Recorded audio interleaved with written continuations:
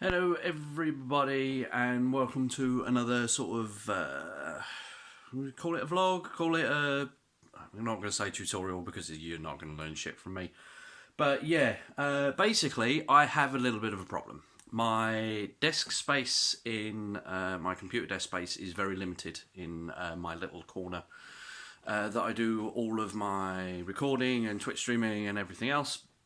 So yeah, basically, I need to try and economise some space a little bit. Now, one of the big issues I have is I do have a second rig, which is a secondary to my main PC, but it doesn't get used a massive amount, but it is handy for me.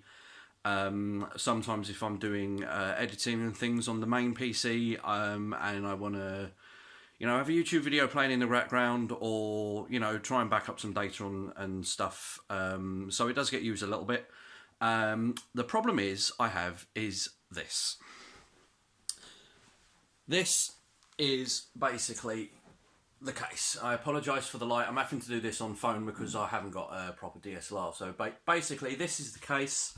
I cannot fit out anymore. It's fucking huge. Obviously, it's very old school. It's not in particularly the best of condition. I actually got this one second hand quite a while ago. I can't even remember. Oh, it opens that way. Fair enough. So yeah, you can kind of see from the size of it. You get an impression. Obviously, it's got one drive bay at the top. There's a gap there, which basically I had to sort of jerry rig and basically hide all the cables. But this is pre-cable management, guys. So it's not the neatest job. Again, I apologise for the light. The camera on the phone isn't great at picking up light sources, and it does fade black a little bit. There's not a massive amount I can do about that right now. So I'm really sorry, you're just going to have to bear with me on this. I'm having to record it all on my phone. I have got like a little recording camera, but the sound pickup is absolutely god-awful. And I don't have like a fancy plug-in microphone thing to work with it. So yeah, back to the PC. So as you can see, you've got 1, 2, 3, 4, 5 massive bays on the front, plus the SD card reader, plus the sort of big fan thing on the front. She's a beast. She's very high, even like with the top bit on here. So where this lives in my desk, basically it's actually a PC desk, and there's like a hole that you can put a computer in, but not a very big one. So there's a drawer above it, so I've had to take the drawer out to fit this case in. And it's basically doing my head in. So the case is far bigger than required for what I needed it. I just literally built it because I had the case spare at the time, and that was all I had to put in it. So basically what's in here is if I can spin round and we'll get the side panel off. So inside, again, you'll have to bear with me with the light, guys. Actually, it might be better off if I tilt this top-wise. And I'll switch over to the other camera view so it's a little bit better. So, and go. Okay, peeps, so this is the inside of the Big Red. I apologise for the shaky hands. It's unfortunately a trait I have, not a lot I can do about it. So a brief overview. Obviously, you can get an idea of the size of this case. There is a micro ATX board. It's not a full-size board. You can see we've only got a couple of the RAM slots in there. We've only got sort of like 2 PCIe slots in there. So it's not a full-size ATX board, but as you can tell, it's obviously a full-size ATX case. So we have got a massive amount of room on there. Obviously, I've got my Cooler Master 600 watt power supply in there, the Blu-ray drive in there, and the SSD and 120 gig Kingston SSD is sort of like on a drive bay adjuster in there, and then we've just got like a regular, I think it's a Samsung, so yeah, Samsung, just like a basic 1 terabyte hard drive in there. So by all means, this is not anything drastically powerful. It's a gigabyte board running my old AMD FX8320. It's not overclocked or anything.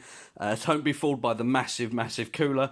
Again, this one is, I can't remember, it's the fan's a Casa. I don't actually think that's what the heatsink is. I think that's just the fan that's attached to it. Yes, but it is a bit of a beast when you compare it to the rest of the board. The reason behind that being the cooler that was on this system before was loud. And I mean really, really loud. I mean, it sounded like a Hoover running next to you. So basically, I got my hands on another PC that had an older AMD chip on it, but had this cooler on it. And obviously the sort of like the era, the chip, like, you know, the mountings for the coolers and stuff, kind of like universal. It was basically a case of swapping two sort of like a couple of screws round, and it all plugged in great, and it's worked fine since, and it is invariably a massive amount quieter. So this is the case that it all needs to come out of, and this is the case it's going into.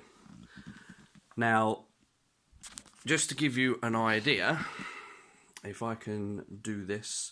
So what I'll do is I'll pause it right here, and I can sort of give you an idea. I'll get these two side by side so you can see what I'm dealing with. Okay, and so as you can see, there is a massive difference between the sizes of these two cases. I'm going to try and keep this as steady as I can. So obviously the tower you can see on the left is the one that I've got, that I have been using right now. And the tower on the right is the one that I'm planning to put the bits in. Now, this is a very old case. This particular one, this was when I was going through my, I really can't be asked to build a PC, but I kind of need an upgrade. We're talking, what year are we now? 2019. So we're probably going back a good sort of 15 years or so when I bought this case. She's a little bit dusty. Sorry, I do apologise. I'll clean this all a little bit up later. But yeah, so obviously back in the era when disk drives were a thing, and actually having two disk drives, this I think has only got the one in for now somewhere. It might not even have any. Oh no, it's got the one in the top. So, you know, this was the thing to have at the time. You know, you had a disc, right, your DVD burner or CD burner at the top, you had another one at the bottom so you could copy disc to disc, and obviously all of this still works. All the you know, the front smart card, the front IIO, Firewire, which used to be a thing which nobody kind of died a death, and a couple of USB 2.0 ports on the front. So this case, as you can see, the size difference between these two is absolutely monstrous. So this is going to fit in where I need it to go better. The question is, I haven't actually looked into it that much right now as to how much room I've got to play in with this to get all of that in there. So let's get the side of this one open and have a look. Alrighty, so this is the inside of the smaller case. I don't think I can zoom this out. No, it'll let me zoom in, but it won't let me zoom out. Right, okay, so let's... Again, I really apologise for the handshake, guys. It's unfortunately, it's a symptom of some stuff that I deal with, so I can't do a lot, but I'm doing the best I can. So, yeah, so initially, I'm quite happy with the size of the motherboard in here, because this does look like a sort of micro ATX size case. So I'm not sorry, motherboard. So I'm looking at it size wise compared to the other one, it shouldn't be too much of an issue. Obviously we have a smaller fan on the back and obviously a tiny little heatsink. I have measured the height, because my one big concern was obviously the height of the cooler that is in the other one, whether it'll actually fit inside the case and not bang. So I'm pretty sure I've got about centimetres worth of clearance, so hopefully that should be fine. I've got some space for the drive bays, so obviously they can just chuck up in there. The only thing that's not really a concern as such, because bear in mind, guys, this is not going to be doing anything drastically hard work. This is basically like a multimedia sort of centre PC. I have, you know, I was using that one before. It was basically running the, you know, stuff on the TV and stuff like that. So that case is a little bit that case is a bit too big to be chucking around everywhere. So this case is going to be a little bit more portable. And you can actually game with what's in there at the moment. Once it goes in here, it will be able to game the FX8320. Still a very capable chip. I think there's I've got an R9 2200 or R9 270 graphics card, which is in the big red, which is coming in with it as well. But it's not going to be like work to death, so I'm not overly worried about heat problems with it, to be honest. And obviously the only other slight issue is, obviously, you can see this is where the power supply lives, and there's no fan. There's no cut. There's no hole for the fan. So the fan is basically going to be inside the case. Again, I'm not drastically worried. I have the power supply that used to be in this one that's now gone. It got put in another case, an old case site, to do a rebuild for somebody else. And it was all working, and that had the fan on the inside. So again, it's not going to be worked drastically hard.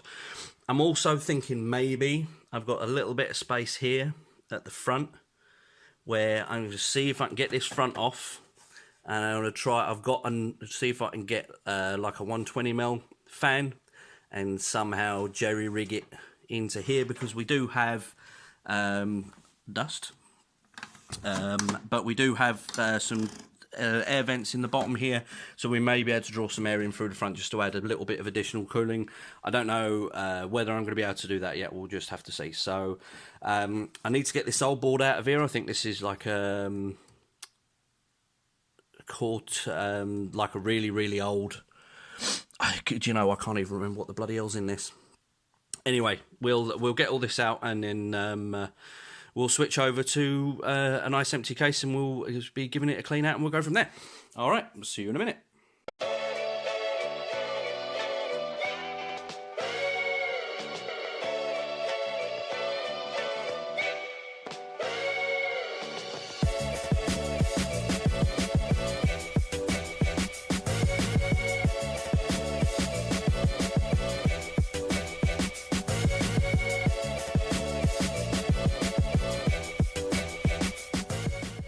Okay, so here we are. We're coming up against one of the first little issues. The board doesn't use standard screws. Obviously, this was a pre-built, so they didn't like people messing around with these. So, you know, obviously a technique that Apple has coined over the years.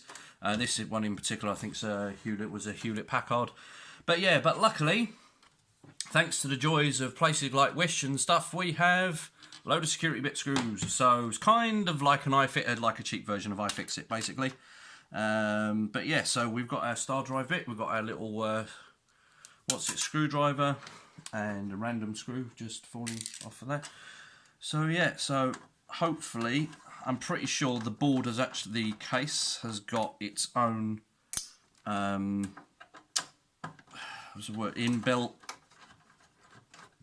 standoffs for the board, because I'm just seeing like divots, and again you can see the shaky hand there. I'd say that's one of the issues I deal with that I have to kind of fight through, so you just have to bear with me.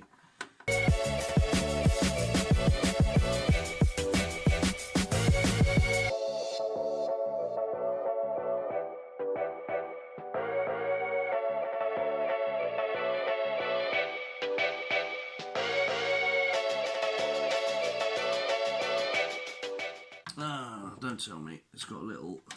Is this isn't holding it on, surely?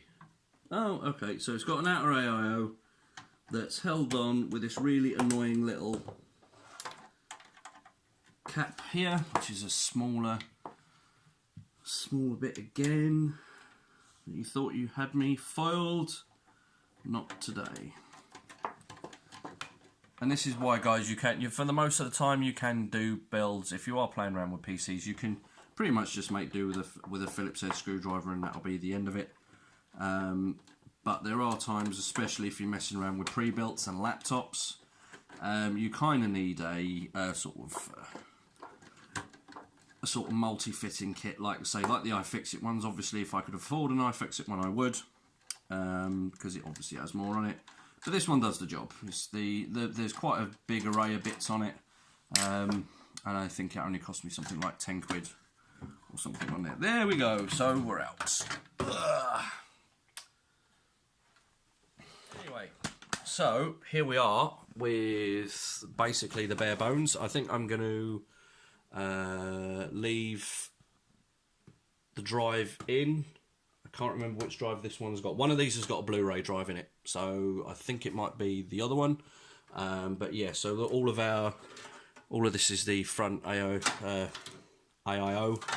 and stuff like that. But yeah, it's got its own raised points, so we shouldn't need any standoffs. And I've just got to pray that they haven't got some weird bullshit custom design on the board, so the screws are all in different holes. So I've got to get the board out of this one now and see whether it'll fit, I suppose. Right. Okay, good news. It fits. So, yeah. So actually, this board is a teeny tiny bit smaller, again, than the board, which is over there. You'll have to really excuse my shoddy camera work, guys. I am doing the best I can here. Yeah, so it fits. So happy days. So first things first, I need to get the AIO shield, not this one, the other one, out of that one. Pop it in here.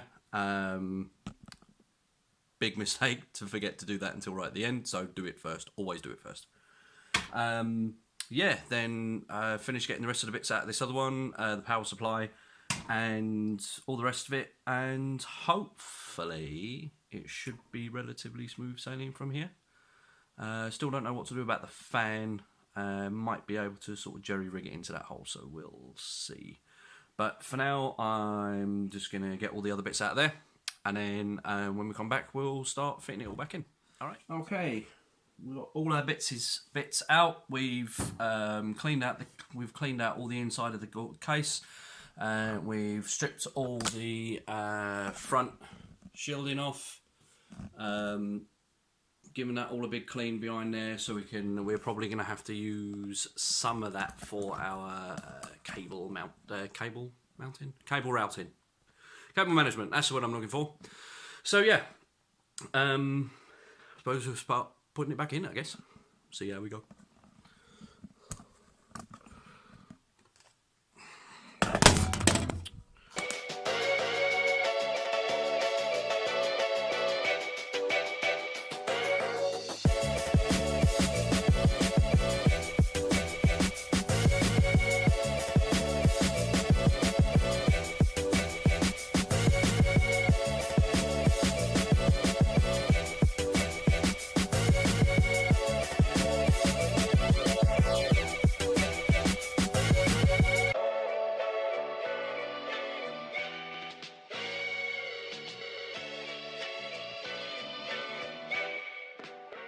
Alright guys, so yeah, the new camera angle, basically I kept catching the knocking the phone stand with the case as I was moving it about, and face planted my phone into the computer case.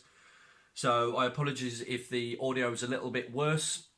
I am trying to speak up as best as I can, but yeah, the phone face planting into the case was doing my head in. So I haven't taken the cooler off because when I rebuilt this probably 4 months ago, I put a new, obviously I cleaned it all off and I changed the heatsink anyway, so it's had the appropriate amount of MX4 thermal compound from Arctic in there, so that's all done and good. She's handy, she's happy.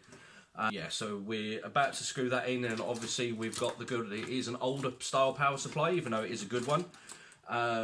But yeah, so we have a nice big mess of ketchup and mustard cables. This isn't a modular power supply, so which is going to be really interesting considering this case is zero cable management whatsoever. So there's going to have to be some crafty hiding cables and wherever the hell I can fit them in, basically, and a lot of cable ties and go from there. But yeah, so we'll just carry on with that and see how we get on. Okay guys, so hopefully this is the end of the first phase of the video. Unfortunately I can't get it all done in one sitting. My free time is very limited. I am a full-time father of two, and although my son is at school all day till about 3:30, I have to pick up my daughter who's at a flying start, which is only a couple of hours. And I literally have to leave in about 5 minutes, and as you can see, I've got all of this all over the floor and everything that I need to tidy up, because obviously she's only 3, so I can't leave any of this lying around, and it's not something I can keep recording whilst the kids are here, because basically the noise will be ridiculous and there's computer stuff everywhere, and you know what kids are like, they can't stop playing. So I'm going to call it here. Hopefully get all this edited as soon as I can and up in the next day or so. And then I'm going to try and record a bit more tomorrow. Hopefully get the build finished. But as you can see, just to give you a quick recap of what we've got. The power supply is in and screwed in. I've swapped the disk drive that was in there before. It's now got the Blu-ray drive in it. I've purposely left the space at the top here because we've got all of these lovely, lovely cables and nowhere to put most of them. So the audio's connected. I've connected up a few of the. You have to bear with me, guys. I'm not. Hang on. I'll tell you what. Let's swap round. Hang on. Okay, so that's a little bit better. So yeah, we've started connecting up some of our cables in. I've, like I said, the drive is up there, so you can sort of see it a little bit better. So obviously, a lot of these cables, even though some are going to be plugged in, there's going to be a lot. I mean, I've got 2 sets of SATA cables here. I'm not going to need all those. I need, and you know, Molex cables and everything else. So that's what this gap at the top up in here is for, so we can tuck some of that out of the way. I've got to figure out where the hard drive is going to go, whether I'm just going to stick with the SSD. I might put the 1 terabyte in here somewhere. Yeah, we've managed to jank our 120mm cooling fan in. It's held on with a cable tie. It's pretty solid. It's wedged up right tight up against there, so there's virtually, I mean, there's a fraction of movement, so I'll probably have to just wedge something in the bottom there just to stop that moving. But yeah, I'm quite happy with that. We'll have to fire it up and see how it goes, and then obviously then all the AIO has got to come. So yeah, as you can see, guys, there's stuff everywhere, all in the living room floor, and I need to get all this tidied up before I go and collect my daughter. So thank you very much, guys. Hope you enjoyed this video. Obviously, as always, please leave any comments or suggestions, and if you want to leave a thumbs up, that'd be great, and if you want to subscribe, even better. And hopefully, guys, I'll catch you in the next video. See you later.